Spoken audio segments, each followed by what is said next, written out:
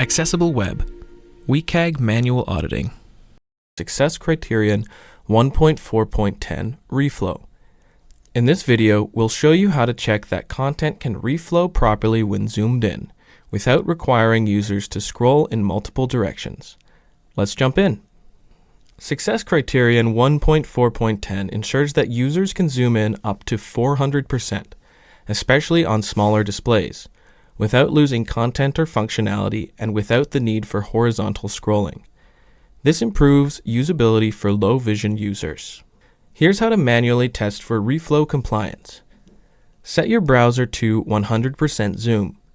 Click the Activate Helper button in RAMP to automatically resize your browser window to 1280 by 1024 pixels.